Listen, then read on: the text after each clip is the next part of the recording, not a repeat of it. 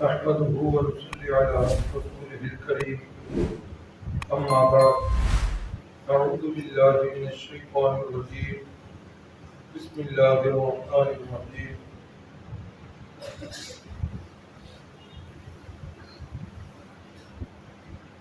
ولما رأى المؤمنون الأحزاب قالوا هذا ما وعدنا الله ورسوله وصدق الله ورسوله وما زادهم إلا إيمانا وتسليما صدق الله العظيم۔ 4 ہجری کے واقعات پرسوں کے سبق میں آپ نے سنے، ان کے اندر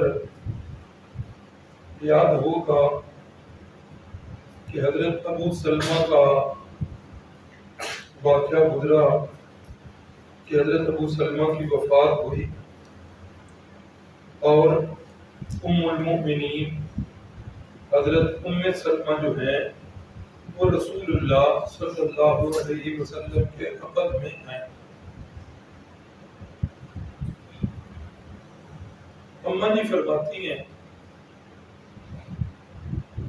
کہ جب میرے خامد کی وفات ہو گئی، ہماری محبت اتنی زیادہ محبت تھی کہ مدینہ طیبہ کے اندر اور مکہ کے اندر ہماری محبت کی مثالیں دی جاتی، مثالی محبت۔ اور یہ بات یاد رکھیں، پہلے بھی گزری ہے کہ میاں بیوی کی محبت جو ہے یہ جائز محبت ہے۔ میاں اور بیوی کے درمیان محبت جتنی زیادہ ہوتی ہے، اللہ اور اس کے رسول اتنے زیادہ خوش اور راضی ہوتے ہیں۔ شیطان کو اتنی تکلیف ہوتی ہے، میاں اور بیوی کے درمیان ناچاکی ہو جائے، شیطان بڑا خوش ہوتا ہے، اللہ اور اس کے رسول جو ہیں وہ ناراض ہوتے ہیں۔ اس لیے خامد کو حد الوسع بیوی کی محبت کو لینی چاہیے، اور اسی طرح بیوی کو بھی ایسے کام کرنے چاہیے جن سے خامد کی محبت جو ہے وہ بڑھے۔ دونوں کو اس بات کا لحاظ رکھنا چاہیے۔ اماں جی حضرت ام سلمہ فرماتی ہیں خامد فوت ہوئے، میرے تو دل کی دنیا ہی اجڑ گئی، پریشان۔ ایک دن رسول اللہ صلی اللہ علیہ وسلم تشریف لائے اور آ کر انہوں نے فرمایا ام سلمہ یہ دعا پڑھا کر، انا للہ و انا الیہ راجعون، اللہم اجرنی فی مصیبتی واخلف لی خیرا منہا۔ معنی اس کا بے شک ہم سارے اللہ ہی کے لیے ہیں اور ہم نے سب نے اللہ ہی کی طرف لوٹ کے چلے جانا۔ اللہم اجرنی فی مصیبتی، اے اللہ یہ جو مجھے مصیبت آئی ہے، پریشانی آئی ہے، تکلیف آئی ہے، اس پہ مجھے اجر عطا فرما۔ واخلف لی خیرا منہا، اے اللہ یہ جو نعمت مجھ سے چھن گئی ہے، اے اللہ اس سے بہتر نعمت عطا فرما۔ اماں جی فرماتی ہیں رسول اللہ صلی اللہ علیہ وسلم کا بتایا ہوا وظیفہ سمجھ کر میں پڑھا تو کرتی تھی، لیکن جب یہ الفاظ پڑھتی نا اخلف لی خیرا منہا، تو یا اللہ اس سے بہتر چیز عطا فرما۔ دل اس بات کی تصدیق نہیں کرتا تھا کہ میرا خامد جو ابو سلمہ اتنی محبت کرنے والا خامد، اس سے بہتر کون خامد ہو سکتا ہے میرے لیے؟ دل میری تصدیق نہیں کرتا تھا، لیکن اس کے باوجود میں رسول اللہ کا حکم سمجھ کے اس وظیفے کو پڑھا تھا۔ فرماتی ہیں کہ اس وظیفے کے الفاظ کی طاقت کا مجھے اس دن پتا چلا جب میری شادی رسول اللہ صلی اللہ علیہ وسلم سے اخلف لی خیرا منہا، اللہ جو نعمت مجھ سے چھین گئی ہے اس نعمت کے بدلے میں مجھے بہتر نعمت عطا فرما۔ تو اس لیے آج بھی اگر کوئی ساتھی پریشان حال ہو، بے شک کوئی چیز گم جائے، یہ گم شدہ چیز کا مجرب وظیفہ ہے۔ کئی دفعہ ایسے ہوتا ہے گھر کے اندر کوئی چیز نہیں مل رہی ہوتی، اچھا کافی دیر تک تو یاد بھی نہیں رہتا کہ وظیفہ پڑھنا ہے، اچھا جب یاد آتا ہے یقین کریں مجرب عمل ہے، بعض اوقات تو ایک دفعہ ہی اس دعا کو پڑھیں تو گم شدہ چیز مل جاتی ہے، بعض دفعہ 2-4 دفعہ پڑھیں تو وہ گم شدہ چیز جو ہے وہ مل جاتی ہے۔ تو اس لیے کوئی چیز گم ہو گئی اور تب اس کے لیے یہ دعا پڑھنا سنت، کوئی پریشانی لاحق ہو گئی ہو تب بھی یہ دعا پڑھنا سنت، کوئی نعمت چھن گئی ہو تب بھی یہ دعا پڑھنا سنت ہے، اور آپ نے اس کی تعلیم دی۔ ایک بات یہ رہ گئی،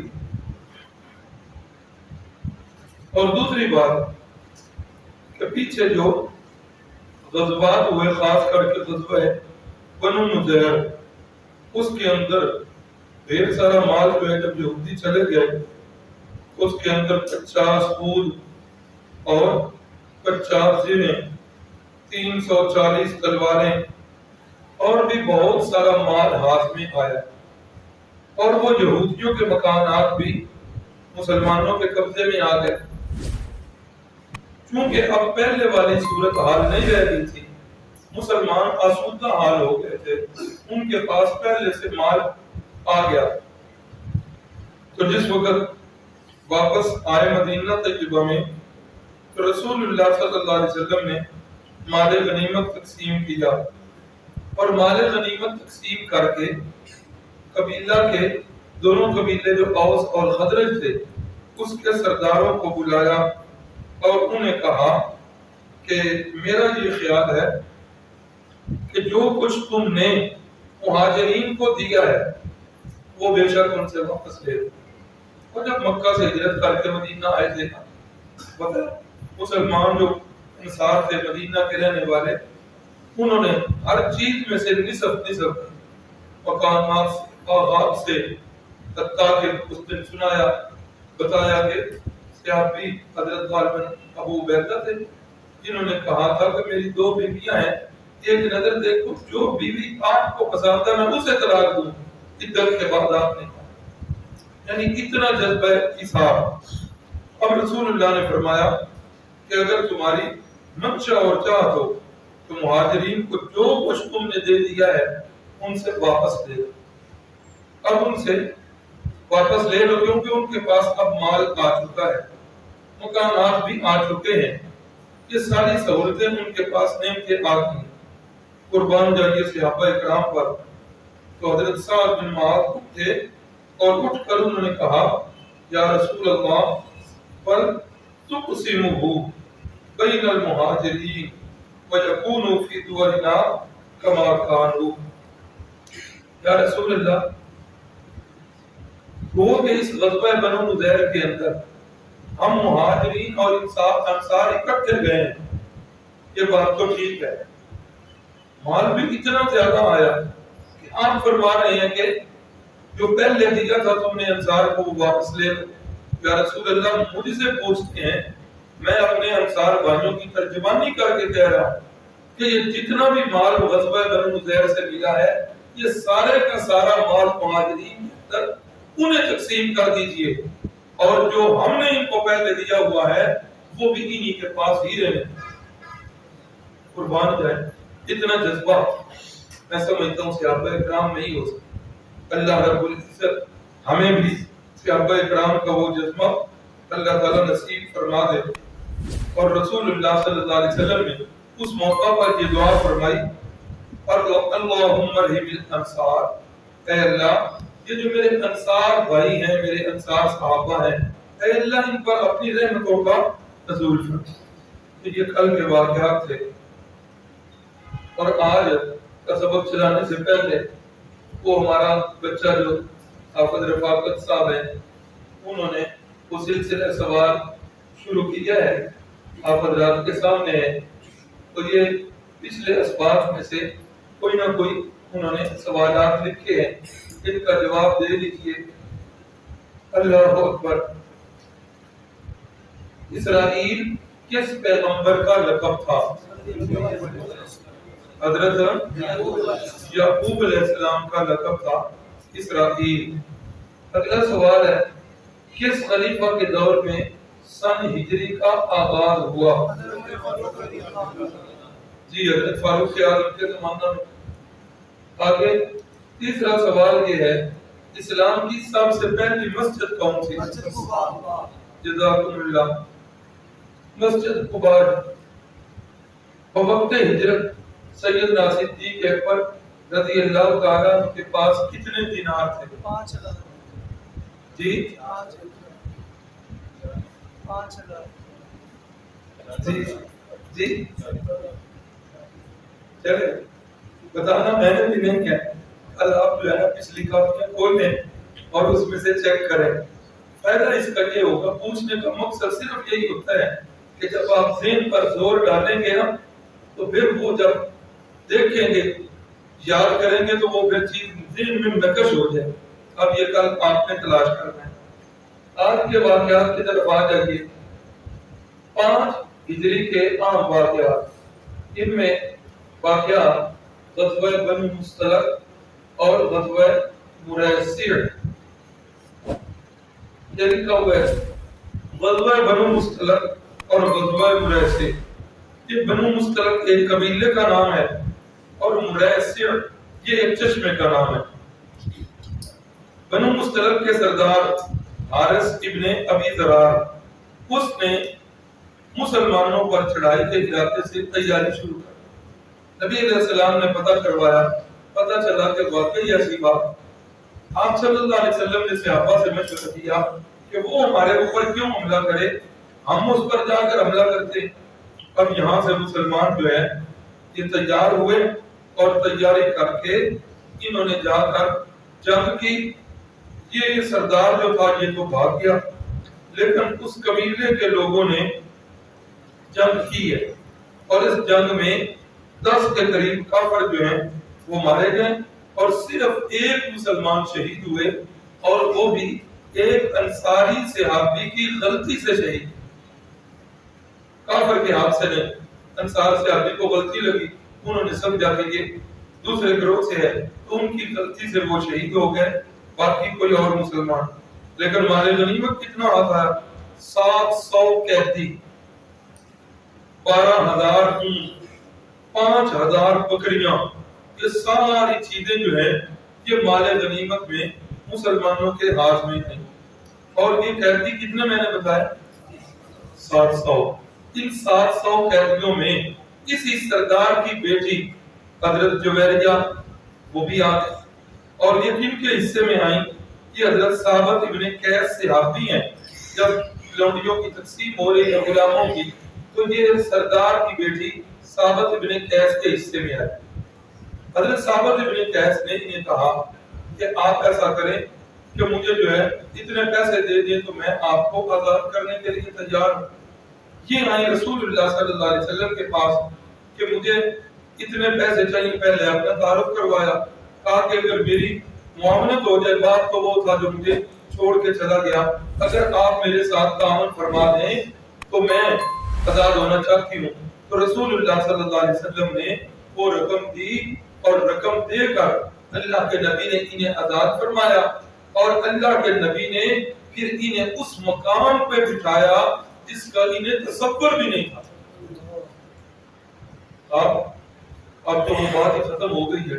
کبھی تاریخ کے اوراق میں یہ غلامی والا تصور پڑے، کتنا تکلیف دہ امر تھا۔ غلام اپنی مرضی سے کھانا نہیں کھا سکتا، غلام سارا دن جو مرضی کمائے اس میں سے ایک پائی بھی خود نہیں رکھ سکتا، وہ ساری کمائی آقا کو دینی۔ غلام اس کو جتنا مارا پیٹا جائے کسی عدالت میں مقدمہ نہیں کر سکتا۔ یعنی تھے تو وہ بیچارے انسان ہی، لیکن سلوک ان سے جانوروں سے بھی بدتر۔ صحابی ہیں، فرماتے ہیں کہ میں اپنے غلاموں کو مار رہا ہوں، اور اتنے میں مجھے پیچھے سے آواز آئی کہ جتنے تم ان پر قادر ہو اللہ تمہارے اوپر اور زیادہ قادر ہے، کیوں مارتے ہو؟ یا رسول اللہ نہ مارو تو کروں کیا؟ مال دیتا ہوں تو میرے مال میں خیانت کرتے ہیں، جب میں پوچھتا ہوں ڈانٹتا ہوں تو آگے سے مجھے گالیاں دیتے ہیں، یکذبوننی ویخونوننی، خیانت کرتے ہیں، گالیاں دیتے ہیں، جھٹلاتے ہیں، برا بھلا مجھے کہتے ہیں۔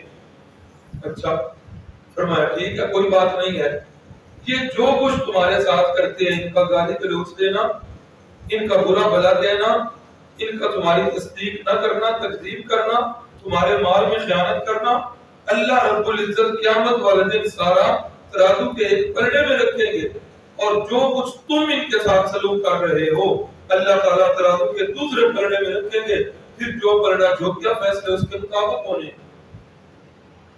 آج ایک ہم ہے اتنی باتیں بھی سنے تو ہمارے دل اتنے سخت ہو چکے ہیں کہ آج ہم کس سے بس نہیں ہوتے، لیکن وہ ہم جیسے نہیں تھے، وہ صحابہ پیغمبر جب انہوں نے یہ سنا تو کہنے لگے یا رسول اللہ آپ میرے گواہ بن گئے، میں نے ان سب کو آزاد کر دیا۔ اللہ کے وہ راستے تجارت کیا کرتے تھے لیکن نہیں کرتے، عرض یہ کر رہا تھا غلامی کا تصور پڑھ کر بندہ کام جاتا ہے، اب غلام ان کی اپنی رائے کوئی نہیں، ان کی اپنی مرضی کوئی نہیں ہے، ان کا اپنا مال کوئی نہیں ہے، اپنی مرضی سے شادی تک نہیں کر سکتے، انسان ہونے کے باوجود ان کی زندگی جانوروں سے بدتر ہے۔ اب انہی غلاموں میں سردار کی بیٹی آ گئی ہے، گو کہ ادھر سردار کی بیٹی ہے، ادھر تو وہی غلام بن کے آئی ہے، اور اللہ کے نبی نے آزاد کر کے اتنے بلند مقام پہ بٹھایا کہ ان کو ذہن میں تصور بھی نہیں۔ کیا کیا آپ صلی اللہ علیہ وسلم نے ان کے ساتھ نکاح کر لیا، اندازہ کر نکاح کر لیا اللہ کے نبی نے، یعنی غلامی کو ختم کیا، اور غلامی کو ختم کر کے اللہ کے نبی نے ان کے ساتھ نکاح کیا۔ اب ابھی میں نے بتایا کہ قیدی کتنے آئے تھے، 700 قیدی آئے۔ اب جس وقت رسول اللہ نے حضرت جویریہ سے نکاح کیا تو صحابہ کرام کو پتہ چلا کہ حضرت جویریہ کے ساتھ اللہ کے نبی نے نکاح کر لیا۔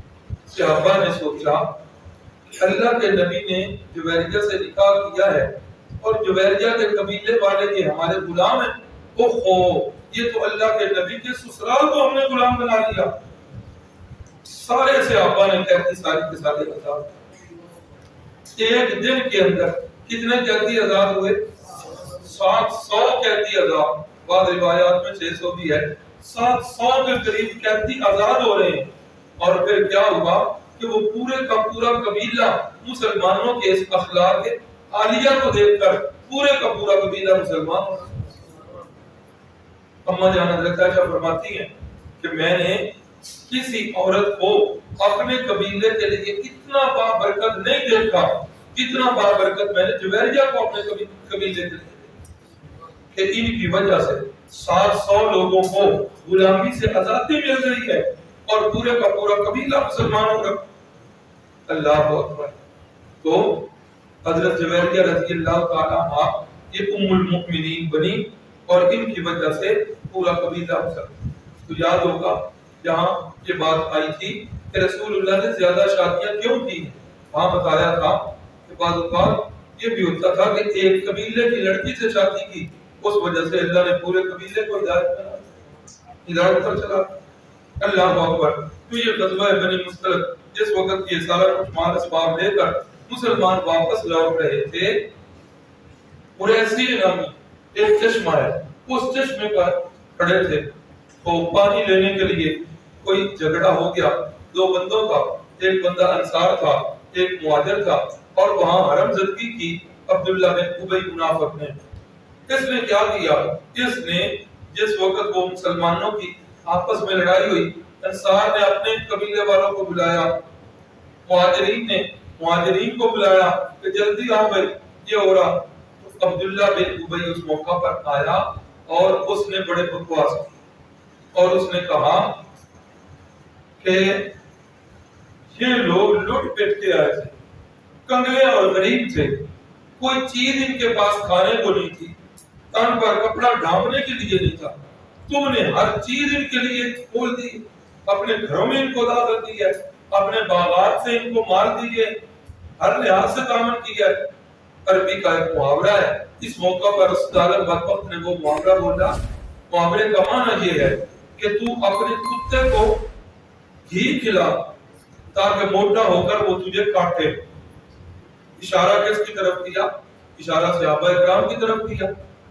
اور آگے اس نے ایک اور جو ہے بکواس کی، اس نے کہا کہ یہ لوگ جو ہیں نعوذ باللہ معاذ اللہ ثم معاذ اللہ، صحابہ پاک اور رسول اللہ کی طرف اشارہ کر کے کہ یہ لوگ معاشرے میں ذلیل ترین لوگ ہیں اور میں بڑی عزت والا ہوں۔ اور اس نے یہ کہا لَئِن رَجَعْنَا إِلَى الْمَدِينَةِ لَيُخْرِجَنَّ الْأَعَزُّ مِنْهَا الْأَذَلَّ، مدینے واپس پہنچ لیں، مدینے میں پہنچ کر سب سے زیادہ عزت والا بندہ، اشارہ کس کی طرف تھا؟ اپنی طرف، میں سب سے زیادہ عزت والا ہوں، میں مدینے پہنچ کر سب سے زیادہ ذلیل بندے کو نکال دوں۔ اشارہ نعوذ باللہ معاذ اللہ ثم معاذ اللہ رسول اللہ کی کہ میں ان کو نکال دوں، پہنچ لوں۔ اب جہاں پر یہ بات کر رہے ہیں منافقین اور یہ اپنے گروہ میں بیٹھ کے بات کر رہا، وہاں پر ایک چھوٹے سے ابھی بچے تھے حضرت زید بن ارقم، وہ بیٹھے تھے، انہوں نے اس کی یہ بکواس سن لی، انہوں نے آ کے رسول اللہ کو بتایا کہ یا رسول اللہ وہ عبداللہ بن ایمان جو ہے نا اس نے یہ بات کی۔ نبی علیہ السلام نے فرمایا اچھا۔ نبی علیہ السلام کے پاس جو صحابہ بیٹھے ہوئے تھے حضرت اسید بن حضیر، یا رسول اللہ حکم کیجئے اس بے ایمان کو قتل کریں، پہلے بھی اس نے کئی دفعہ جو ہے بدمزگی کی ہے اور رمزدگی کی ہے، ہمیں حکم دیں گے قتل۔ فرمایا نہیں، قتل نہ کرو، لوگ کہیں گے کہ محمد صلی اللہ علیہ وسلم اپنے ہی بندوں کو مروا رہا، اپنے ساتھیوں کو مروا رہا، ایسا نہ کرو۔ اس کو بھی بنت پڑ گئی کہ رسول اللہ کو پتہ چل گیا، آیا وہ اور آ کر کہنے لگا کہ لا الہ الا اللہ محمد، سو لے لو اللہ دی قسمیں گالی بولی کی۔ ہاں کیا لفظ ہے؟ قالوا نشهد انك لرسول الله والله يعلم انك لرسول والله يشهد ان المنافقين لكاذبون۔ اے محبوب اللہ کو گواہ بنا کر یہ کہہ رہے ہیں ہم نے یہ کام نہیں کیا، میں اللہ آسمانوں سے اعلان کر رہا ہوں ان المنافقین لکاذبون، یہ منافق جھوٹے ہیں، انہوں نے یہ بات کہی ہے۔ اللہ اکبر۔ قرآن مجید کا ایک مضمون ہے، قرآن مجید کا مضمون ہے، صحابہ جہاں بھی پریشان ہوئے اللہ نے قرآن مجید کا نزول فرما دیا، یہاں بھی ایسا ہی ہوا۔ اچھا جس وقت یہ آ کر قسمیں کھا رہا، سورت منافقون تو بعد میں نازل ہوئی، اس نے آ کر قسمیں کھانی شروع کر دی اور پھر اس نے آگے یہ بھی کہا اچھا ہن ایک وقت بھی آنا سی اللہ دی گل تے لگ کے تے سانو سرداراں نوں جھوٹا کرنا، او ویکھو جی نکا جا بال زید اون دی گل تے لگ کے سانو جھوٹیا، یہ اپنے قبیلے کا سردار تھا اور شاید پہلے بتایا ہو رسول اللہ صلی اللہ علیہ وسلم کے مدینہ طیبہ پہنچنے سے ذرا پہلے بالکل اس کی تیاری ہو چکی تھی، مدینہ کا اس کو سردار بنایا جانے والا تھا اور اللہ کے نبی آئے، اس کو یہ بڑی تکلیف تھی کہ میری سرداری چل رہی ہے، تو یہ قبیلے کا سردار ہے، تو جس وقت رسول اللہ کے سامنے آ کے اس نے قسمیں کھا لی، اس نے یقین دہانی کرا دی، اللہ کے نبی اور جو صحابہ تھے وہ کہنے لگے بچہ ہو سکتا ہے ان کو غلط فہمی ہو۔ نبی علیہ السلام نے بھی اس کی بات پر یقین کر لیا اور صحابہ کرام نے بھی اس کی بات پر یقین کیا۔ اب حضرت زید فرماتے ہیں کہ میری تو چھپنے کی کوئی جگہ نہ رہی، میں لوگوں کے اندر جو ہے وہ آ گیا نظروں میں اور سارے مجھے کہہ رہے تھے یار تینوں بے ثباتی پانتی روڈ کٹی سفر دے وچ چل جو نے چوڑ مار ہی رہی سی تے تو چپ کرنا سی۔ ہاں تو لوگ مجھے ایسے کہتے ہیں، میں نے پھر کیا کیا، میں نے اپنی سواری رسول اللہ صلی اللہ علیہ وسلم کی سواری کے ساتھ کر دی تاکہ لوگ ادھر تو مجھے کچھ نہیں، لیکن دل ہی دل میں میں آسمانوں کی طرف دیکھتا ہوں، یا اللہ میں نے کوئی جھوٹی بات تو نہیں کہی، جو اس نے بکواس کی ہے میں نے وہی رسول اللہ صلی اللہ علیہ وسلم کو بتائی۔ اللہ اکبر۔ اللہ آگے بڑھنے سے پہلے عقیدے کی اصلاح کر. یہ سیرت النبی کو اس کا مقصد بڑا مقصد یہی ہے، عقیدے کی اصلاح ساتھ ساتھ ہونی چاہیے. قرآن مجید کی یہ سورہ منافقون ہے، 28واں پارہ ہے، اس میں آپ پڑھیں. اور جو باتیں میں کر رہا ہوں تفسیر میں ساری باتیں لکھی ہوئی. ایمانداری سے بتائیے، میری رعایت بالکل نہ کیجیے. اپنی قبر کو سامنے رکھ کر بتائیے اللہ کے نبی جو اس کی بات پہ یقین کر رہے ہیں اور بات سے صحابہ فرما رہے ہیں، بچے کو غلط فہمی ہوگی. معلوم کیا ہوا کہ عالم الغیب کون ہے؟ صرف اللہ کی ذات. ہر وقت ہر جگہ موجود کون ہے؟ کل اور پرسوں کے سبق میں دو صحابہ کے واقعات گزرے. جب انہیں شہید کیا جا رہا تھا، حضرت خبیب بھی اور حضرت زید بھی، انہوں نے بوقت شہادت کیا کہا تھا؟ اللہم اخبر عنا نبیک و رسولک، اے اللہ اپنے نبی کو ہماری یہ خبر جو ہے پہنچا. اب یہ بات بتا رہی ہے کہ صحابہ کا بھی عقیدہ یہ ہے کہ اللہ کے نبی عالم الغیب نہیں. اگر اللہ کے نبی عالم الغیب ہوتے تو صحابہ اکرام پہلی بات تو یہ کہ اللہ کے نبی ان کے عزائم سے واقف ہوتے. کبھی بھی اللہ کے نبی 70 صحابہ اکرام ان کے ساتھ شہید ہونے کے لیے نہ، بلکہ علماء نے تو یہاں تک لکھا ہے کہ رسول اللہ صلی اللہ علیہ وسلم کے بارے میں یہ عقیدہ رکھنا کہ اللہ کے نبی ہر بات کو جانتے ہیں، یہ عقیدہ رسول اللہ صلی اللہ علیہ وسلم کی گستاخی ہے. کیسے کہ اللہ کے نبی کو پتہ ہے کہ انہوں نے میرے صحابہ کو شہید کر دینا ہے، پھر اللہ کے نبی ان کے ساتھ صحابہ اکرام کو بھیج لیں. نعوذ باللہ معاذ اللہ، یہ تو پھر صحابہ کا قتل رسول اللہ کے کھاتے میں چلا گیا. اب یہ سارے واقعات جوڑیے، صحابہ کہہ رہے ہیں کیا رسول اللہ ہمارے اس شہادت کی خبر اللہ کے نبی تک، اپنے نبی تک پہنچا. منافقین عبداللہ بن ابی جہاں یہ بیٹھ کے مشورے کر رہا ہے، اسے بھی پتا ہے کہ اللہ کے نبی صلی اللہ علیہ وسلم ہمارے ان مشوروں سے واقف. منافقین کا بھی یہ عقیدہ ہے کہ اللہ کے نبی ہر وقت ہر جگہ موجود نہیں، اللہ کے نبی ہر بات کو جاننے والے نہیں. صحابہ اکرام کا بھی یہی عقیدہ ہے کہ ہر چیز کو جاننے والا صرف. اب کیا ہوا؟ نبی علیہ السلام چل پڑے، حضرت زید بھی چل پڑے. پھر حضرت زید پریشان ہے.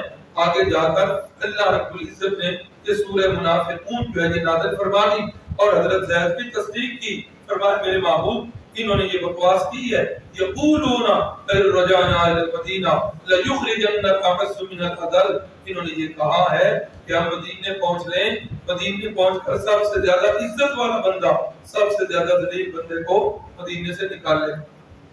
تو محبوب سن لیجیے، للہ العزہ ولرسولہ وللمؤمنین. عزت تو ہے یہ اللہ کی، عزت تو ہے یہ اللہ کے رسول کی، عزت تو ہے ایمان والوں کی، لیکن منافق لوگ اس بات کو جانتے.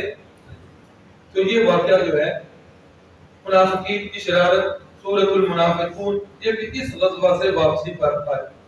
اسی غزوہ کے ساتھ ایک اور واقعہ بھی مفسرین نے لکھا ہے، واقعہ عف. یہ کیا واقعہ ہے؟ رسول اللہ صلی اللہ علیہ وسلم کی یہ سنت مطہرہ تھی کہ جب آپ صلی اللہ علیہ وسلم سفر کے لیے جایا کرتے تھے تو آپ صلی اللہ علیہ وسلم قرآن دادی کرتے کہ میرے ساتھ میری بیویوں میں سے کون سی جائے. اس سفر پر جب گئے ہیں، پورا اما جان حضرت عائشہ صدیقہ کے نام نکلا ہے. اما جان حضرت عائشہ صدیقہ جو ہے وہ ساتھ ہے. اما جان جس وقت چلی ہے تو اپنی بہن حضرت اسماء سے ہار لے لیا. اب سونے کا ہار ہے، جس لیے کہ سفر میں جانا ہے. عورتوں کی عادت ہوتی ہے زیب و زینت کرنے کی، اور عورت اگر اپنے خامد کے لیے زیب و زینت کرے، پہلی شرط کس کے لیے کرے؟ شادی بیاہ میں جانے کے لیے نہیں. ہاں وہاں تو بہت سارے لوگ ہوتے ہیں. اپنے خامد کو دکھانے کے لیے زیب و زینت کرے. اور دوسری شرط کہ وہ شریعت کی حدود میں رہ کر زیب و زینت کرے. شریعت اسلامیہ کا یہ مسئلہ ہے، اس کا بناؤ سنگار کرنا، اس کا میک اپ کرنا اپنے خامد کے لیے ہو، شریعت کی حدود میں ہو، تو یہ کام کرنا اس کے لیے باعث عبادت ہے. یہ کام میک اپ کرنا اس کے لیے کیا ہے؟ ویسے عبادت. لیکن یہ دو شرطیں ہوں. پہلی شرط کیا؟ خامد کے لیے ہو. یہ جو پارٹیوں میں جاتی ہیں، شادی بیاہ میں جاتی ہیں، وہاں خامد نے تو نہیں دیکھنا، وہاں تو بہت سارے لوگوں نے دیکھنا ہوتا ہے، تو اس لیے وہاں تو قطعی اجازت ہی نہیں ہے پردہ کر کے جانے. اور نمبر دو، خامد کے لیے بھی وہ میک اپ کرنا جس کی شریعت نے اجازت دی. کہ بعض عورتوں کی عادت ہوتی ہے یہاں سے یہ جو آنکھوں کے اوپر بال ہیں ان کو باریک کرنے کی عادت ہوتی ہے. اللہ کے نبی صلی اللہ علیہ وسلم نے صرف منع ہی نہیں کیا بلکہ ایسی عورتوں پر لعنت کا حکم دیا. لعنت ہے ایسی عورتوں جو یہ بالوں کو باریک کرتی ہیں یا درمیان سے کرتی ہیں یا دانتوں کو درمیان وہ خلا مصنوعی بناتی ہیں. حدیثوں کے اندر رسول اللہ صلی اللہ علیہ وسلم نے ایسی عورتوں پر لعنت برسائی. تو دو ہی باتیں ہیں، خامد کے لیے بناؤ سنگار ہو، اور نمبر دو شریعت کی حدود کے اندر ہو. تو ویسے عبادت ہے. تو اماں جی نے بھی ہار لیا اور ہار لے کر گئی ہیں. اللہ اکبر. تو ایک جگہ پر پڑاؤ کیا اور اس پڑاؤ کے موقع پر کیا ہوا کہ اماں جی سے وہ ہار گم ہو.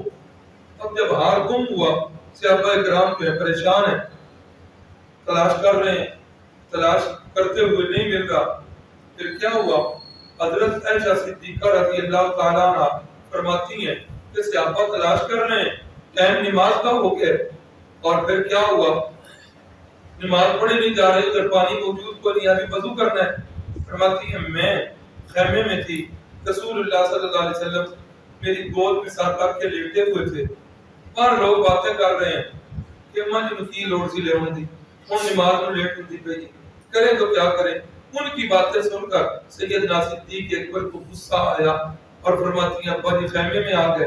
اب اور تو مجھے کچھ نہ کہا کہ اللہ کے نبی میری گود میں تشریف فرما ہے. فرماتی ہیں پھر جو ہے نا مکے میرے ادھر جو ہے نا کوپ کے اندر مارے اور مجھے تکلیف تو بڑی ہوئی لیکن میں نے تکلیف کو برداشت کیا اس لیے کہ رسول اللہ صلی اللہ علیہ وسلم میری گود میں آرام کرتا. اللہ. تو پھر کیا ہوا کہ ہار جو ہے نہیں مل رہا، نماز کا وقت کم ہو گیا. تیمم کی آیات جو ہے وہ نازل ہو گئی اور تیمم کی آیتیں نازل ہو گئی. اس سے پہلے یہ نہیں تھا کہ مسلمانوں پانی موجود نہ ہو تو تیمم کر لیا. اب تیمم ہو گیا. تیمم ہو چکنے کے بعد جب یہ قافلہ اٹھتا ہے تو ایک اونٹ کے نیچے وہ ہار پڑا ہوا. تو یہ بھی اسی سفر کے اندر آیات تیمم کا نزول ہے. اسی سفر کا ایک اور واقعہ بھی لکھا ہوا ہے. واقعہ وہ یہ ہے کہ ایک موقع پر اماں جان قافلہ رکا ہوا ہے. اماں جان جو ہے قضاء حاجت کے لیے گئی ہیں. صحابہ کرام نے جن کی ڈیوٹی تھی کہ وہ ہوتج اور کلام جو ہے اٹھا کے اونٹ پر رکھنا ہے اماں جی والا، تو انہوں نے اٹھایا اور اٹھا کر اوپر رکھ دیا. انہیں نہیں پتا تھا کہ اماں جی اس کے اندر موجود ہیں. کیسے پتا چلتا؟ عمر کی بھی چھوٹی ہیں اور جسم کی بھی دبلی پتلی ہیں. پھر 3-4 بندے اٹھانے والے ہوں، سب نے سمجھنا شاید دوسری طرف بیٹھی ہو، تو انہوں نے کلام اوپر رکھا. قافلہ چل پڑا. حضرت صفوان رضی اللہ تعالیٰ عنہ کی ڈیوٹی تھی کہ آپ نے قافلہ اس سے کچھ فاصلے پر پیچھے سے آنا ہے تاکہ کوئی چیز گری پڑی ہو تو وہ لے آنا. قافلہ چلا گیا. اماں جی قضاء حاجت کر کے واپس آتی ہیں تو دیکھتی ہیں قافلہ چلا گیا. اب سوچتی ہیں پیچھے چلوں پتہ نہیں رستہ نہ بھول جاؤں. اب وہ مجھے تلاش کرتے رہیں، میں آپ کو تلاش کرتی رہوں. بہتر یہی ہے میں ادھر ہی ٹک جاؤں، جب وہ مجھے سنبھالیں گے تو واپس آ جائیں. اماں جی ادھر ٹکی ہوئی ہیں اور ایک پتھر کے اوپر جو ہے نا ٹیک لگا کر لیٹی ہیں. حضرت صفوان پیچھے سے آ حضرت صفوان فرماتے ہیں دھندلا کا سا ہے، نہ روشنی ہے نہ اندھیرا ہے. دور سے مجھے محسوس ہوا کہ جیسے کوئی ہے انسان ہی بیٹھا ہوا. تو جس وقت میں قریب آیا تو اماں جی کے چہرہ مبارک سے چادر پیچھے تھی اور میں نے انہیں دیکھتے ہی پہچان لیا. یاد ہوگا پردے کے احکام کب نازل ہوئے؟ ہاں بھول جاتے کل یہ بھی یاد کرتے ہیں. تو پردے کے احکام تازے نازل تھے. پردے کے احکام سے پہلے ہم نے ان کو دیکھا ہوا تھا. میں نے دیکھا، میں نے پہچان دی. نظریں دوسری طرف کر اور زبان سے یہ پڑھا انا للہ و انا الیہ راجعون. اور اماں جی نے بھی جلدی کر دا. حضرت صفوان نے اپنی سواری بٹھائی، اماں جی اوپر بیٹھ گئے پھر یہ چلتے چلتے قافلے کے ساتھ مل گئے. تو کیا ہوا جس وقت قافلے کے ساتھ ملے اب جو ہے اس واقعے کو بات کا بتنگڑ بنایا اور عبداللہ بن ابی منافق نے بکواس کرنی شروع کر دی کہ یہ اتفاقی واقعہ نہیں ہے، یہ منصوبہ بندی کے ساتھ ایسے ہوا. اور نعوذ باللہ معاذ اللہ ثم معاذ اللہ اس نے زنا کی تہمت لگا. حضرت عائشہ صدیقہ رضی اللہ تعالی عنہا پر اللہ اکبر. اور امام بخاری شریف کے الفاظ ہیں واللہ ما کلمنی کلمۃ ولا سمعت منه کلمۃ غیر استرجاعه. اللہ کی قسم سوائے انا للہ و انا الیہ راجعون والے کلمے کے علاوہ قسم کھا کے کہتی ہوں نہ انہوں نے مجھے کوئی بات کہی ہے نہ میں ان کی کوئی بات سنی. اب اماں جی فرماتی ہیں کہ جس وقت ہم واپس آ گئے تو واپس پہنچ کر رسول اللہ صلی اللہ علیہ وسلم اور صحابہ کرام کے اندر کی باتیں چل رہی. فرماتی ہیں مجھے تو پتہ ہی کوئی نہیں ہے کسی بات کا. واپسی آ کر کچھ بیمار ہو گئی.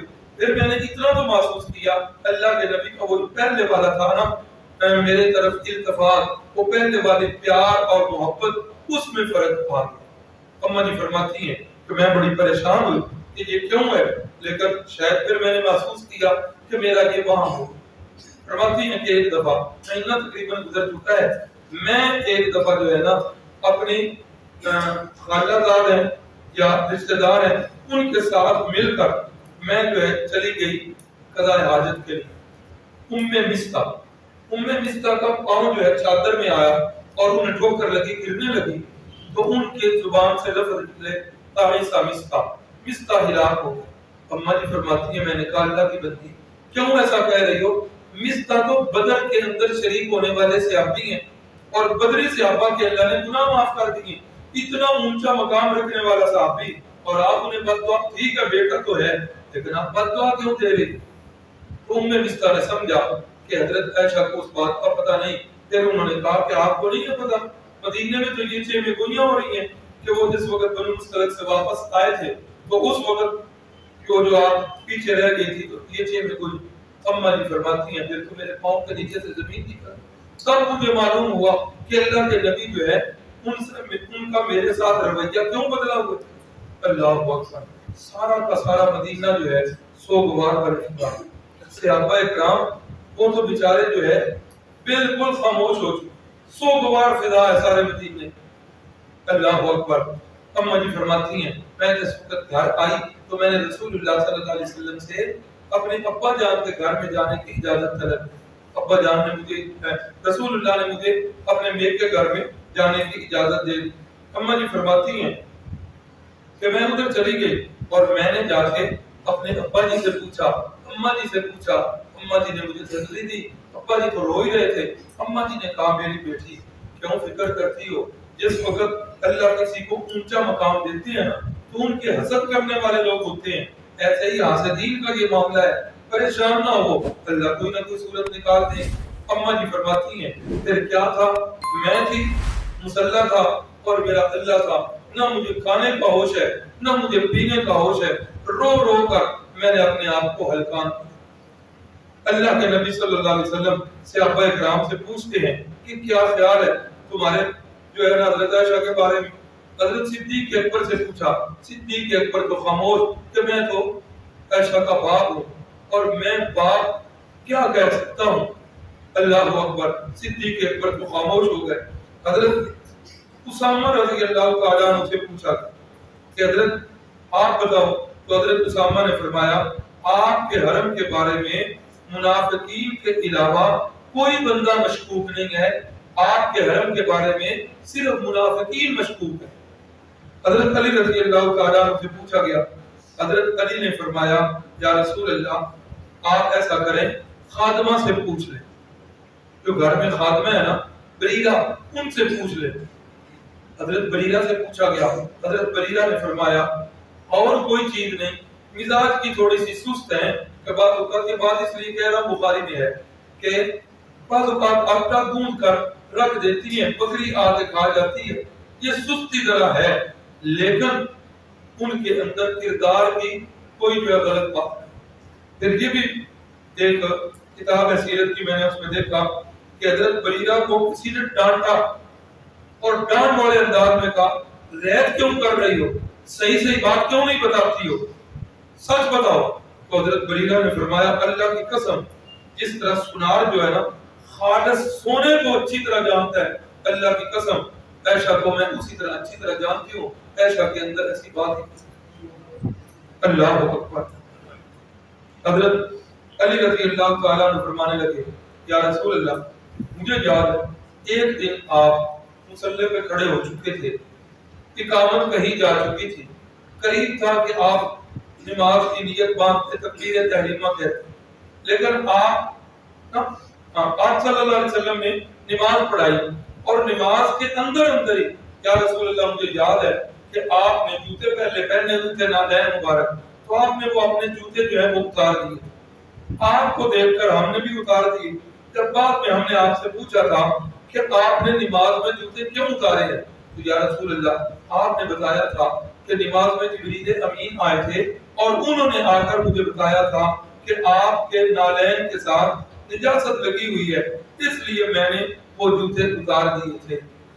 ہم نے آپ سے پوچھا تھا، آپ نے یہ کہا تھا یا رسول اللہ صلی اللہ علیہ وسلم، جو اللہ تعالیٰ آپ کے جوتے کے ساتھ گندگی برداشت نہیں کرتا، وہ اللہ تعالیٰ آپ کے بستر پر گندی عورت کو کیسے برداشت؟ حضرت فاروق اعظم سے پوچھا گیا، حضرت فاروق اعظم نے فرمایا یا رسول اللہ جب سے اسلام لایا ہوں میں نے بڑے غور سے دیکھا ہے، اپنی زندگی کے اندر کبھی بھی میں نے آپ کے جسم مقدس پر گندی مکھی بیٹھے ہوئے، تو جو اللہ آپ کے وجود مسعود پر گندی مکھی گوارا نہیں کرتا، وہ آپ کے بستر پر بھی کبھی گندی عورت کو برداشت نہیں کرتا۔ اس لیے یا رسول اللہ یہ بات جو ہے بالکل غلط۔ اللہ اکبر۔ نبی پاک صلی اللہ علیہ وسلم جو ہے اماں جی فرماتی ہیں کہ رسول اللہ صلی اللہ علیہ وسلم جو ہے ایک دن گھر تشریف لے آئے اور آ کر اللہ کے نبی نے فرمایا، بخاری کی حدیث پڑھنے لگا ہوں، اس کے الفاظ ہیں، اماں جی فرماتی ہیں کہ رسول اللہ نے فرمایا یا عائشہ فَإِنَّهُ بَلَغَنِي أَنْكِ كَذَا وَكَذَا، عائشہ آپ کے بارے میں مجھے اس طرح کی باتیں جو ہیں لوگوں نے بتائی ہیں، فَإِن كُنْتِ بَرِيَّةً فَسَيُبَرِّئُكَ اللَّهُ، اگر آپ اس معاملے سے بری ہونا اللہ ضرور آپ کو بری کر دے۔ فَإِن كُنْتِ أَلْمَمْتِ بِذَنْبٍ فَاسْتَغْفِرِ اللَّهَ وَتُوبِي إِلَيْهِ، سچی بات ہے، قسم کھا کے کہتا ہوں اگر یہ الفاظ حدیث کے نہ ہوتے اللہ کی قسم میں کم از کم زبان کر دیا، لیکن یہ باتیں کیا بتا رہی مانا سنیے۔ اللہ کے نبی فرماتے ہیں ان کنتی اذممتی بذنب، عائشہ اگر یہ گناہ تجھ سے سرزد ہو گیا ہے، اللہ اکبر، اب یہ تو وہی بندہ جانتا ہے جس بندے کے اوپر یہ بیتی ہوتی ہے بیت رہی ہوتی ہے۔ رحیم یار خان کے اندر ہم نے ترجمہ تفسیر کی کلاس لی اور رحیم یار خان والا جو قرآن ہے ہمیں تفسیر کا برکات اللہ صاحب کو شاید یاد ہو، واقعہ یوسف میں اس کے حاشیے پر سرائیکی زبان کا ایک جملہ لکھا ہوا ہے، جتھا بلے بھا اوہ جلے جا۔ حضرت یعقوب علیہ السلام اپنے بیٹے کی جدائی کے اندر بڑے غمگین ہو گئے تھے، تو استادوں نے وہاں جملہ لکھوایا ہوا ہے جتھا بلے بھا اوہ جلے جا، مطلب کیا ہے کہ جس جگہ پہ آگ جل رہی ہوتی ہے نا وہی جگہ جل رہی ہوتی ہے، ساتھ والی جگہ کو کوئی فکر نہیں ہوتی۔ اب یہاں بھی ایسا ہی معاملہ تھا کہ جو صدیقہ کائنات کے دل پر گزر رہی تھی وہ کوئی بندہ نہیں جانتا، یا اللہ جانتا ہے یا صدیقہ کائنات جانتی ہے۔ اماں جی فرماتی ہیں جب اللہ کے نبی نے یہ الفاظ کہے عائشہ ان کنتی الممتی بذنب فاستغفر اللہ وتوبی الیہ، عائشہ اگر تم سے یہ گناہ سرزد ہو گیا ہے نا تو کیا کر اللہ سے معافی مانگ لے اور اللہ کی طرف رجوع کر لے۔ فإن العبد إذا اعترف ذنبه ثم تاب إلى الله، جس وقت بندے اپنے گناہ کا اعتراف کر لیتا ہے نا پھر سچے دل سے توبہ کر کے اللہ سے معافی مانگتا ہے نا اللہ بھی اس بندے کی طرف رجوع کر لیتے ہیں۔ عائشہ اس لیے کیا کر اگر یہ گناہ ہو چکا ہے تو اللہ سے معافی۔ اماں جی فرماتی ہیں وہ جو اتنے دنوں سے میری آنکھوں سے آنسو جاری تھے، روک کے نہیں رہے تھے، اللہ کے نبی صلی اللہ علیہ وسلم نے جب یہ الفاظ کہے میرے تو آنسو ہی خشک ہو گئے۔ کہ یہ میرے سرکار مجھے کہہ دیں، میں نے اتنی زندگی ان کے پاس گزاری، میرا پتہ نہیں چلا انہیں، اللہ کے نبی مجھے یہ کہہ رہے ہیں۔ اماں جی فرماتے ہیں آنسو میرے تھم گئے، میں نے ابا جی کے پاس بیٹھے ہوئے تھے ان کی طرف دیکھا کہ آپ جواب دیں، ابا جی کی طرف دیکھا، ابا جی خاموش ہیں، پھر میں نے اماں جی کی طرف دیکھا، اماں جی نے بھی خاموشی اختیار کی، اور ان دونوں نے کہا خدا کی قسم ہم نہیں جانتے کہ ہم کیا جواب، ہم جو بھی جواب دیں گے، ہم تو آپ کے ماں باپ ہیں نا، لوگوں نے ہماری بات کا اعتبار کب کرنا ہے۔ اماں جی کہتی ہیں کہ جب امی جی بھی خاموش ہو گئی، ابا جی بھی خاموش ہو گئی، پھر اللہ نے مجھے جرأت دی، اللہ نے مجھے جرأت دی، اور میں نے کہا کہ لوگوں نے ایک غلط بات کہی ہے، لوگوں نے میرے بارے میں ایک غلط بات کہی ہے، اور آپ لوگوں کے دلوں میں وہ بات بیٹھ گئی ہے۔ اللہ اکبر۔ اور کچھ لوگ اسے سچ بھی سمجھ چکے ہیں۔ اس صورت میں اگر میں کہوں کہ میں پاک دامن ہوں تو لوگ میری بات کو نہیں مانیں گے، تصدیق نہیں کریں گے، اور اگر میں اپنی اس برائی کا اقرار کر لوں جو میں نے برائی نہیں کر لی، کی نہیں ہے میں نے، تو اس وقت جو ہے وہ لوگ میری بات کی تصدیق کریں گے اور سب مان لیں گے۔ اللہ جانتا ہے کہ میں اس گناہ سے بچ۔ اور اماں جی فرماتی ہیں اس وقت میری مثال حضرت یوسف کے باپ کی مثال ہے۔ فرماتی ہیں کہ اتنا غم تھا میرے اوپر، اتنا غم کہ حضرت یعقوب کا نام بھی میں بھول گئی، اور میں نے کہا کہ میری مثال حضرت یوسف کے باپ کی طرح ہے کہ جب وہ غمزدہ ہوئے تھے تو جو کلمات انہوں نے کہے تھے میں بھی آج وہی کلمات کہتی ہوں، صبر جمیل اللہ المستعان علی ما تصفون، صبر ہی میرے لیے بہتر ہے اور اللہ ہی میرا مددگار ہے۔ جو کچھ لوگ باتیں کر رہے ہیں ان باتوں پر اللہ میرا مددگار ہے۔ اماں جی فرماتی ہیں میں نے آپ صلی اللہ علیہ وسلم سے رخ پھیرا اور میں نے کروٹ بدل لی، اور فرماتی ہیں اتنا مجھے یقین تھا کہ اللہ تعالیٰ میری برات جو ہے وہ بتا دیں گے اور اللہ تعالیٰ میری صفائی نازل فرما دیں گے۔ اماں جی فرماتی ہیں لیکن مجھے یقین نہیں تھا کہ میری برات کے اندر یا میری صفائی کے اندر اللہ قرآن کی سورت نازل کریں گے، قرآن کی آیات نازل کریں گے، جس کا مجھے گمان بھی نہیں تھا۔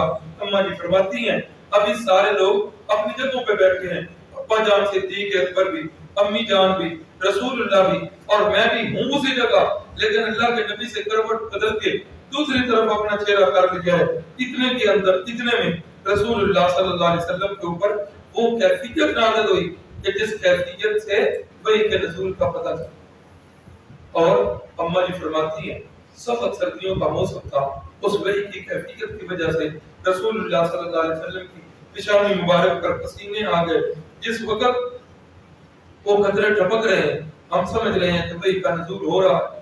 جو ہی وحی ختم ہوئی نبی علیہ السلام نے اپنے قطرات صاف کیے اور فرمایا ابشری یا عائشہ، عائشہ تیرے لیے خوشخبری ہو، اللہ رب العزت نے تجھے جو ہے بری کر دیا۔ سبحان اللہ۔ اماں جی فرماتی ہیں اتنی بات بھی اللہ کے نبی نے فرمائی کہ میری اماں اٹھی اور انہوں نے کہا عائشہ اٹھو اور نبی علیہ السلام کا شکریہ ادا کرو۔ اللہ اکبر۔ اماں جی بھی پکی توحیدیہ تھی، فرمانے لگی اماں میں اللہ کے نبی کا شکریہ ادا کیوں کروں؟ انہوں نے تو کہہ دیا تھا کہ عائشہ تجھ سے یہ گناہ ہوا ہے تو پھر رب سے معافی مانگ لے، میں کیوں نہ اپنے نبی کے رب کا شکریہ ادا کروں جس نے میری برات کے اعلان آسمانوں سے جاری کیا۔ اللہ اکبر۔ تو اماں جی فرماتی ہیں اللہ میں تو اپنے محبوب کے محبوب کا شکریہ ادا کروں گی۔ اور تہمت کے موقع پر خاموش رہنے والے جو لوگ تھے وہ صحابہ اکرام میں ایک یہی حضرت مصطفیٰ تھے، ایک حضرت حسان تھے جو شاعر رسول ہیں، اور ایک حضرت حمنہ بنت جاش تھی۔ یہ لوگ جو تھے یا تو انہوں نے خاموشی کی ہے یا انہوں نے تہمت کی تصدیق کی ہے۔ پھر اسی موقع کے بعد حد قذف والا حکم جو ہے وہ بھی جاری ہو گیا کہ اگر کوئی بندہ کسی مسلمان مرد پر یا کسی مسلمان عورت پر جھوٹی تہمت لگاتا ہے تو اس کو کیا کرو، 80 کوڑے اس کو مارے جائیں، 80 کوڑے۔ پھر ان حضرات کو 80 کوڑے جو ہیں وہ لگے۔ اب یہ واقعہ بھی بتا رہا ہے آیات تیمم کے نزول والا وہ واقعہ بھی بتا رہا ہے اور غزوہ بنو مصطلق والے یہ سارے واقعات بتا رہے ہیں کہ اللہ رب العزت نے اپنے پیغمبر کو بے شمار علم دیا ہے. یہ بات پہلے بھی گزر چکی. ساری مخلوق کے علوم کو جوڑا جائے, محدثین, مفسرین, علماء سب کے علم کو جوڑا جائے تو ایک نبی کا علم جو ہے اس سے کہیں بڑھ کے ہوتا ہے. اس لیے کہ نبی کا استاد کون ہوتا ہے؟ صرف اللہ کی ذات. اور سارے انبیاء کے علوم کو جوڑا جائے, سارے انبیاء کے علوم کو اکٹھا کیا جائے تو ہمارے نبی پاک صلی اللہ علیہ وسلم کا علم سب سے بلند و بالا ہے, سب سے بلند و بالا. سارے نبیوں سے علم زیادہ ہے, لیکن علم ما کان و ما یکون یہ صرف اور صرف کس کا خاصہ ہے؟ قرآن مجید ہے, 20واں پارہ ہے, پہلا رکوع ہے, آخری آیات ہے پہلے رکوع کی. اس کے اندر لفظ یہ ہیں قل اے میرے محبوب میٹھی زبان سے اعلان فرما دیجئے لا یعلم من فی السماوات والارض الغیب الا اللہ کہ زمین و آسمان کے درمیان جتنی بھی غیب کی باتیں ہیں اللہ کے سوا کوئی نہیں. غور کیجئے گا, لا یعلم من فی السماوات, لا کا لفظ آیا اور آگے من فی السماوات والارض الغیب الا اللہ, لا اور الا آیا. یہی دو لفظ کلمے میں بھی آئے لا الہ الا اللہ کہ اللہ کے سوا اس کائنات میں الہ کوئی نہیں. ایسے یہاں بھی یہی دو لفظ آئے کہ زمین و آسمان کے درمیان جتنی غیب کی چیزیں ہیں, کہ جتنے غیب کے خزانے ہیں, لا یعلم انہیں کوئی بھی نہیں جانتا الا اللہ, اللہ کے سوا. اور دوسری جگہ پر بھی اعلان کروایا, وہاں بھی پیچھے قل کا لفظ, اے محبوب آپ اعلان فرما دیجیے لا اقول لکم عندی خزائن اللہ, میں تمہیں نہیں کہتا کہ میرے پاس اللہ کے خزانے ہیں, ولا اعلم الغیب اور میں نہیں کہتا کہ میں غیب کو جانتا ہوں, ولا اقول لکم انی ملک اور میں نہیں کہتا کہ میں فرشتہ ہوں اور نوری. اللہ کے نبی تینوں باتوں کا انکار کر رہے ہیں. پہلی بات میرے پاس اللہ کے خزانے ہیں, دوسری بات میں عالم الغیب نہیں ہوں, اور تیسری بات کہ میں فرشتہ بھی نہیں ہوں. ساتواں پارہ. تو یہ ساتھ ساتھ سیرت کا کورس بھی سنیے اور اس کے ساتھ ساتھ اپنے جو ہیں عقائد ان کو بھی ٹھیک کی. ابھی اس واقعے کے اندر ایک لفظ ایک نام گزرا حضرت مصطح رضی اللہ تعالیٰ عنہ. اب یہ حضرت مصطح رضی اللہ تعالیٰ عنہ یہ صدیق اکبر کے ایک روایت میں خالداد ہے اور دوسری روایت کے مطابق یہ حضرت کے بھانجے ہیں. دونوں روایتیں بہت قریبی رشتہ دار ہیں اور ہیں بھی یہ یتیم ہے. ان کی ساری کفالت سیدنا صدیق اکبر نے اپنے ذمہ لے رکھی ہے. ان کا سارا خرچہ, ان کی سارے جو کچھ بھی خرچے ہوتے ہیں صدیق اکبر کے ذمہ ہیں اور بدریق اعظم صدیق اکبر یہ کام کر رہے ہیں. اللہ اکبر اللہ اکبر. اب جس وقت تہمت لگانے والوں میں مصطح کا نام آیا صدیق اکبر کو بڑا غصہ کس بات کا کہ باقی لوگ چلو کرتے ان پر دکھ نہیں ہے, مصطح تو میرے گھر کا بچہ ہے, مصطح تو میرا رشتہ دار ہے, اس رشتہ دار کو تو یہ کام نہیں کرنا چاہیے. غیر بندہ کام کرے نا تو دکھ والا اس کی اتنی تکلیف نہیں ہوتی, لیکن کوئی اپنا رشتہ دار کرے, ہاں ایک غیر بندہ اجنبی ہے میرے لیے, وہ میرے منہ پر تھپڑ مار دے مجھے اتنی تکلیف نہیں ہوگی. اللہ کبھی نہ کرے میرا شاگرد کو یہ کام کرے, میرا بیٹا کام کرے تو مجھے تکلیف ہوگی, کئی گنا تکلیف ہوگی. صدیق اکبر کا دل بڑے ہی دکھی کہ باقی سارے کرتے تو کرتے, مصطح نے تو یہ نہیں کرنا تھا, مصطح نے تو ہمارے گھر کا دفاع کرنا تھا. حضرت صدیق اکبر نے اس موقع پر قسم کھا کہ آج کے بعد اللہ کی قسم مصطح پر 1 روپیہ بھی خرچ نہیں کروں. ان نے سمجھے سلا دیتے ہیں میریاں اینیاں نیکیاں, میں نے خرچ اس کے اٹھائے ہوئے, میں نے اس کی سارا بوجھ اپنے سر لیا ہوا ہے. کبھی میں نے اس کو خرچے کی جو ہے نا پریشانی نہیں کی, کبھی کپڑے کی پریشانی کی, بہت بعد میں خرچے اس کے میں پہلے پورے کر دیتا ہوں. اللہ اکبر. اور میری بیٹی پہ الزام لگ رہا اور مصطح میرے دشمنوں کے ساتھ میں کھڑا ہے. اللہ کی قسم آج کے بعد میں مصطح پر 1 روپیہ بھی خرچ نہیں. اب جس وقت یہ بات ہوئی تو حضرت مصطح اب اوپر سے حکم نامہ بھی آ چکا تھا, آیات برات بھی آ چکی تھی, کوڑے بھی لگ چکے تھے, حضرت بستہ پریشان ہو گئے تو حضرت بستہ کی پریشانی پر پھر اللہ نے قرآن مجید نازل فرمایا وَلَا يَأْتَلِ أُولُو الْفَضْلِ مِنْكُمْ وَالسَّعَةِ أَنْ يُؤْتُوا أُولِي الْقُرْبَى وَالْمَسَاكِينَ وَالْمُهَاجِرِينَ فِي سَبِيلِ اللَّهِ اور فرمایا کہ دولت والوں اور پیسے والوں تمہیں کس بات پر تو قسمیں نہیں کھانی چاہیے کہ اللہ کی قسم آج کے بعد ہم یتیموں مسکینوں مہاجروں پر خرچ نہیں کریں گے. تمہیں تو یہ بات زیر بھی نہیں دیتی. تم کیا دے رہے اور تو کرو تمہیں کس نے دیا ہے؟ آج چند روزہ زندگی میں اللہ کے دیے ہوئے مال پہ اترار ہے. یہ کہہ رہے ہو میں خرچ نہیں کروں گا بستہ پر. لا یعتلی الفضل ایسی قسمیں نہیں کھانی چاہیے بلکہ کیا کرو وَلْيَعْفُوا وَلْيَصْفَحُوا أَلَا تُحِبُّونَ أَن يَغْفِرَ اللَّهُ درگزر والا کام کرو معافی والا کام کرو. اور آگے پیچھے اللہ نے ڈانٹا آگے اللہ نے ترغیب دی فرمایا أَلَا تُحِبُّونَ أَن يَغْفِرَ اللَّهُ لَكُمْ تانوں یہ گل پسند نہیں کہ اسی ان یتیماں نوں معاف کریے تے اللہ تعالیٰ ساڈے نال محبت کرے. اللہ دی محبت نہیں چاہتے. اللہ اکبر. صدیق اکبر نے یہ آیت سنی. صدیق اکبر تو رو پڑے کہنے لگے اچھا اللہ مجھے یہ کہہ رہے ہیں اللہ مجھے ڈانٹ رہے ہیں میری غلطی ہو گئی مجھے ایسا نہیں کرنا چاہیے تھا. اچھا یا رسول اللہ آپ گواہ رہیے جتنا خرچہ میں مستہ کو پہلے دیا کرتا تھا اس سے 2 گنا خرچہ تھا. یہ ہے اسوہ صحابہ. آج ہم سیرت النبی کا کورس کو سن رہے ہیں. خدا را اپنے اپنے گریبانوں میں جانتے وہ جو آداب پڑھ رہے ہیں ان کو پڑھتے وقت بھی ایک ایک ادب کو دھیان سے سنیں اور پڑھیں اور جانچیں کہ میں اس پر پورا کر رہا ہوں میرا عمل ہے کہ نہیں. ہر ادب کو جانچ. صحابہ اکرام کے جتنے واقعات سن رہے ہیں سیرت النبی کے جتنے واقعات سن رہے ہیں ہر واقعہ کو سن کر اپنے آپ کو پرکھیں تولیں کہ میرا اس کے اوپر عمل ہے. ہمارے دولت کارڈ میں نا ایک سکول کی پرنسپل اللہ رب العزت اسی بندے کو ہدایت دیتا ہے جس کے دل کے اندر طلب ہوتی ہے.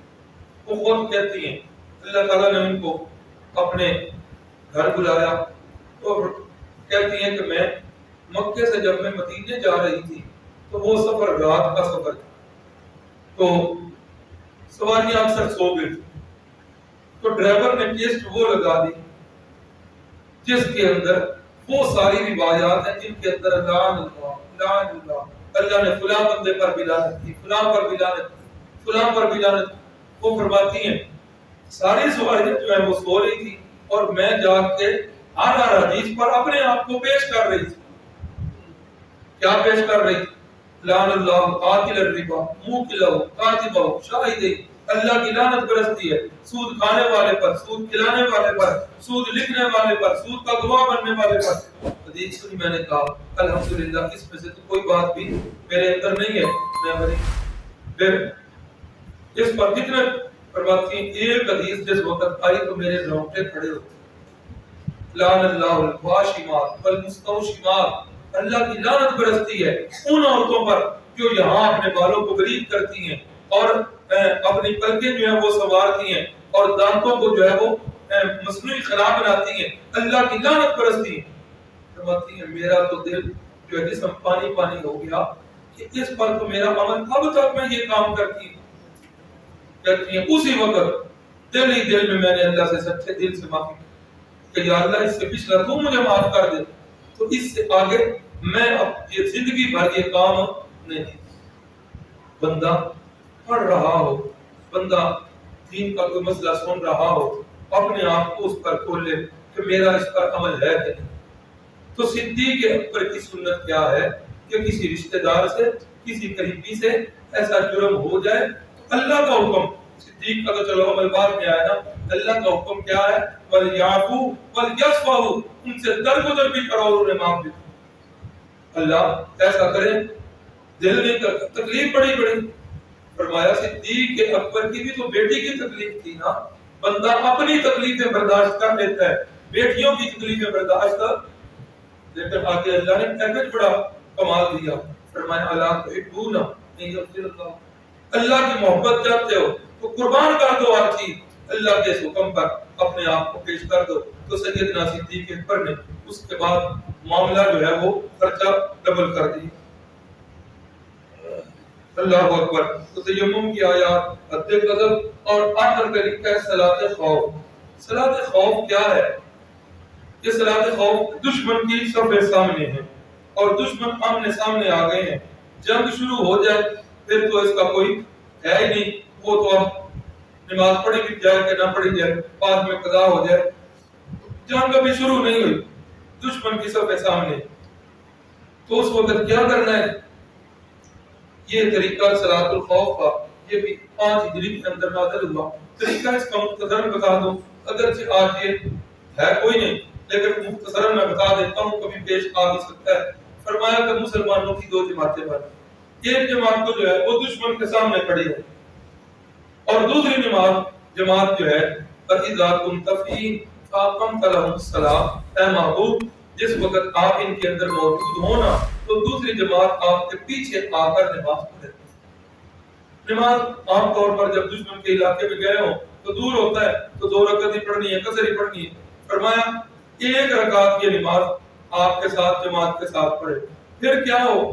پھر آپ دوسری رکعت میں جب پڑھے ہوں، یہ جو ہے نا لوگ جو آپ کے پیچھے 1 رکعت پڑھ چکے تھے یہ چلیں جائے دشمن کے سامنے، اور وہ جو دشمن کے سامنے جماعت تھی وہ آپ کے پیچھے آ جائے.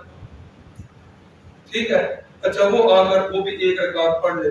گویا کہ آدھی فوج 1 رکعت پڑھ رہی ہے اور آدھی فوج دوسری رکعت پڑھ رہی ہے. یہ قرآن میں سارا حکم ہے 5ویں پارے کے اندر. صلاۃ الخوف کا طریقہ بڑی جو ہے اللہ نے تفصیل سے بیان کی ہے. اچھا تو پھر کیا ہوگا؟ اے محبوب جس وقت آپ کی نماز پوری ہو جائے اس وقت آپ سلام پھیریں گے اور یہ جماعت جو ہے اٹھ کر اپنی 1 رکعت مکمل کر لے گی اور یہ چلی جائے گی دشمن کے سامنے، اور دشمن کی جو ہے نا وہ ادھر جو دشمن کے سامنے تھی وہ ادھر آ کر اپنی دوسری رکعت مکمل کر لے. اچھا یہ صلاۃ الخوف کا طریقہ جو قرآن مجید نے بتایا، تھوڑا سا اس پر غور کریں. آسان کام نہیں تھا کہ جماعتیں 2 کرا دو، ہاں کہ 2 جماعتیں جو ہونیاں نے تو 2 امام بن گئے. پہلے میں کھڑا ہوں، آدھی آ کر قوم میرے پیچھے نماز پڑھ لے، پھر قاری نواز صاحب کھڑے ہوں، آدھے آ کر ان پر کے پیچھے نماز پڑھ لے. سب کا کام نہیں سی، لیکن اللہ نے ایسے تو نہیں کہا. سمجھنا اس کے اندر نقطہ کیا ہے؟ اس کے اندر نقطہ جماعت کی اہمیت ہے کہ جماعت کتنی لازم ہے. دوسری جماعت کی دشمن کے سامنے ہوتے ہوئے بھی دوسری جماعت کی اللہ نے ترغیب نہیں، دوسری جماعت کا حکم نہیں. آج یہ ہو رہا کیا ہوتا ہے؟ جماعت ہو گئی ہے، پیچھے سے 2-4 بندے آئے اور انہوں نے آ کر ایک کو امام بنا دیا، وہ سلام پھیر کے گئے ہیں پیچھے اور آ کر. نتیجہ کیا نکلتا ہے؟ اس کا نتیجہ یہ نکلتا ہے کہ لوگوں کے دل سے وہ اصلی جماعت کی اہمیت ختم ہو جاتی ہے. ہاں مسجد ایسی ہے جس میں مقتدی جو ہے مقرر نہیں ہے. مسافر خانوں کی یہ موٹر وے والی مسجد ہے، وہاں پر ایسا ہو سکتا ہے، ممکن ہے. وہاں نمازی مقرر نہیں ہے، آ جا رہے ہیں بعد میں آ رہے ہیں نماز پڑھ رہے ہیں، وہاں گنجائش. لیکن محلے کی مسجد اور پھر اس کے اندر امام مقرر ہو، جماعت کا وقت مقرر ہو، تو سب کو وقت کی پابندی کرنی چاہیے. اللہ اکبر. یہاں ایک مسجد نام تو بالکل لینا مناسب ہی نہیں ہے، نہ کسی پر ہٹ کرنا تنقید کرنا مقصد ہے. وہاں اس مسجد کے اندر میرا آنا جانا رہتا تھا کسی وجہ سے، تو روز میں دیکھتا زور کے بعد جماعت ہو گئی ہے، پیچھے لوگ آئے ہیں نماز پڑھ رہے ہیں، تو دوسری جماعت تیسری چوتھی پانچویں. اللہ اکبر. ایک دیکھو لطیفہ بھی بنا، یہ بھی سن لے نماز کا طریقہ آ گیا. 2 بندے ہوں تو جماعت 2 بندے بھی کروا سکتے. کیسے؟ کہ مقتدی امام کے کس سائڈ پہ کھڑا رہے گا؟ ہاں بیک دے رہا امام ان کپے پاس سے کھڑا کر دے. ہاں ایسے ہی مقتدی دائیں سائڈ پہ کھڑا ہو اور امام کے جہاں پاؤں ختم ہو رہے ہیں مقتدی وہاں پاؤں. اللہ اکبر. پھر کیا ہے کہ پہلی صف کو چھوڑ کر دوسری صف میں یہ کام کرنا چاہیے. اب اوپر سے تیسرا بندہ آ گیا، تیسرا بندہ آ کر امام کو لگائے ہاتھ، ہاں تو امام صاحب اگلی صف میں آ جائے، وہ مقتدی کے ساتھ پیچھے کھڑا ہو. یہ طریقہ ہے. لیکن اگر کوئی اتفاقی معاملہ ایسا بنا کہ امام صاحب آگے جگہ نہیں ہے تو وہ بندہ جو ہے مقتدی کو اشارہ کر کے پیچھے رہے. یہ مسئلہ اس لیے کر رہا ہوں ایسا نہ ہو کہ کوئی جاننے والا ہو تو وہ آپ کو پیچھے کھینچے تو آپ بول پڑو اور اس کے ساتھ لڑ پڑو. ایسا نہیں ہونا چاہیے. اس مسجد کے اندر میں نے کیا دیکھا کہ وہ ایک بندہ جو ہے نا اس نے دائیں کھڑا کر کے جماعت شروع کرائی ہے. اب دوسرا بندہ پیچھے سے آیا, تھوڑی دیر تو سوچتا رہا کہ کیا کروں. اب سوچ کے اس نے پھر خود ہی اختیار کیا وہ امام کی بھائی جانا کھڑا ہو. پہلا مقتدی دائیں جانب تھا, یہ امام کی بھائی جانب کھڑا. اب امام صاحب نے یوں دیکھ تو لیا کہ میرے دونوں جانب کرام کاتبین پہنچ گئے. اب امام کیا کر رہا ہے, یہ ہوتا ہے جب بندہ خود بھی مجتہد پڑے, مسائل کا پتہ نہ ہو, امام صاحب ہاتھ چھوڑ کے دونوں کو پیچھے کر دیتا ہے. تو یہ مسائل سمجھیے اور سمجھ کر ان پر عمل کیجیے. ایک تو صلاۃ الخوف کا طریقہ یہ بتا رہا ہے کہ بغیر کسی عذر کے دوسری جماعت نہیں ہونی چاہیے. اور دوسرا قرآن کی یہ الفاظ فَإِذَا كُنْتَ فِيهِمْ فَأَقَمْتَ لَهُمُ الصَّلَاةَ, جس وقت اے محبوب آپ ان کے اندر موجود ہوں تو پھر آپ کیا کریں, ان کو آپ خود نماز پڑھائیں. معلوم ہو کہ جہاں اللہ کے نبی موجود ہیں وہاں کسی اور امام کو نماز پڑھانے کی اجازت نہیں. اللہ تعالیٰ عمل کی توفیق دے. یہ 5 ہجری کے واقعات جو ہیں یہ زیادہ ہیں, کل بھی یہی چلیں گے. اللہ تعالیٰ یہ جو ہم نے واقعات سنے اللہ رب العزت ان پر عمل کرنے کی توفیق عطا فرمائے. منافق کی تاریخ بتا دیں اور اس کی کچھ اقسام بھی بتا دیں. نیچے والے سوال کی صحیح سمجھ نہیں آ رہی. منافق کی 2 قسمیں ہیں, ایک عقیدے کا منافق ہے اور ایک عملی منافق. ایک عقیدے کا منافق اور دوسرا عمل کا منافق. عقیدے کا منافق وہ ہے اندر سے بے ایمان ہے اور اوپر سے کلمہ پڑھتا ہے. یہ کون ہے؟ یہ عقیدے کا منافق. قرآن مجید نے ایسے منافقین کے بارے میں فرمایا ان المنافقین فی الدرک الاسفل من النار. ایسے منافق جو ہیں یہ جہنم کے سب سے نچلے درجے میں جہاں آگ جل رہی ہے وہاں پر. اور دوسرے ہیں عملی منافق. عملی منافق کا مطلب یہ ہے کہ ہے تو بندہ مومن ہے اور اس کے اندر کچھ باتیں غلط ہیں اور وہ باتیں خاص کر کے وہ جن کے بارے میں رسول اللہ نے فرمایا یہ منافق کی نشانی ہے.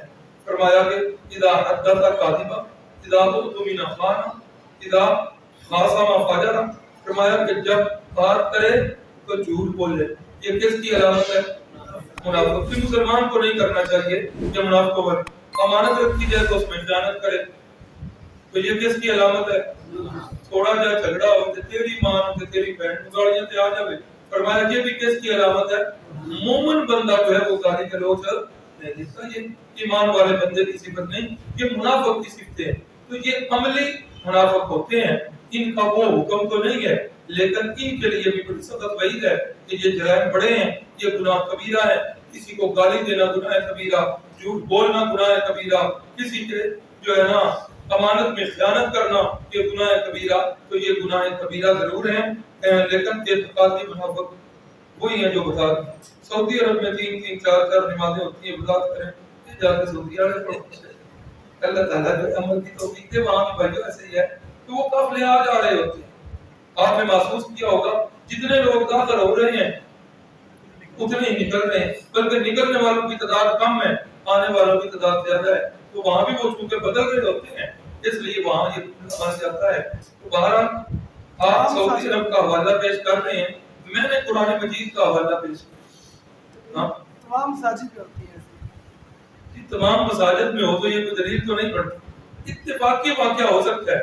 مثلا میں آیا ہوں, عصر کی نماز ہو چکی ہے, میں نے دیکھا کہ آپ بھی رہ گئے ہیں, یہ بھی رہ گئے ہیں, یہ بھی رہ گئے ہیں. آپ یار اچھا پڑھنی اپنی ہے, آ جاؤ.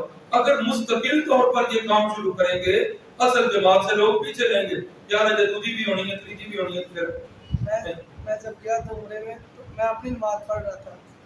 یہ ہوتا ہے میرے ساتھ ایک آدمی آ کے کرتے ہیں پیچھے, لیکن وہ لوگ جاہلی ہوتے ہیں, عالم تو نہیں نا. بسم اللہ الرحمن الرحیم. اللهم صل على سيدنا مولانا اللهم اغفر. فیض صاحب کی صحت جو ہے کافی خراب ہے. وہ ہمارے شریک بھی ہیں, ہمارے عزیز بھی ہیں ہر لحاظ سے. ان رشتے ہیں, ان کے ساتھ دعا کیجیے اللہ تعالیٰ ان کو صحت کاملہ عاجلہ سے نوازے, اسپتالوں کے دھکوں سے اللہ محفوظ رکھے. اور بھی جن بہنوں نے اپنے عزہ و کرم کے لیے دعا کے لیے کہا ہوا ہے. اللہ تعالیٰ ان کے سارے بیماروں اللہ اپنی جناب سے اپنی رحمت والا معاملہ فرما. آمین یا رب العالمین. صلی اللہ تعالیٰ علی نبی الکریم وعلی آلہ وصحبہ اجمعین.